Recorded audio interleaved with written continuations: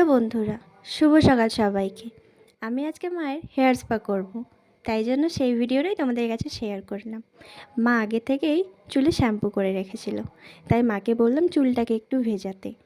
হালকা করে ভেজা চুলটাকে আমি ভালো করে আঁচড়ে নিয়েছি, তারপর তেলকাম চিরুনি দিয়ে ভালো করে পাট পাট করে ভাগ করে নিয়েছি। স্পা ক্রিমটা আগে থেকেই সিরাম দিয়ে রেখেছিলাম।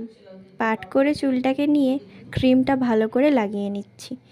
এক সাইডটা লাগিয়ে নিয়ে কমপ্লিট করে আরেক সাইডটা ভালো করে ক্রিমটা লাগিয়ে নিচ্ছি। আমার ক্রিমটা লাগানো কমপ্লিট। এবার ভালো করে ম্যাসাজ করতে হবে। ম্যাসাজটা করতে হবে 15 থেকে 20 মিনিট। ভালোভাবে ম্যাসাজ হয়ে গেলে স্টিম দিতে হবে চুলে। আমার কাছে যেহেতু স্টিমার নেই, সেই জন্য আমি গরম জল করে ওটাতে টিস্যু ভিজিয়ে লাগাচ্ছি। তোমরা চাইলে টাওয়াল ইউজ করতে পারো। এইভাবে 10 মিনিট ভাপ দিতে হবে। ভাপ দেওয়া হয়ে গেলে 5-7 মিনিট আবার ম্যাসাজ করতে হবে। ম্যাসাজ হয়ে গেলে 25 থেকে 30 মিনিট রেখে হেয়ারটা ওয়াশ করে দিতে হবে। তাহলেই আমাদের হেয়ার স্পা কমপ্লিট। যাই হোক, ভিডিওটা ভালো লাগে লাইক কমেন্ট করে দিও।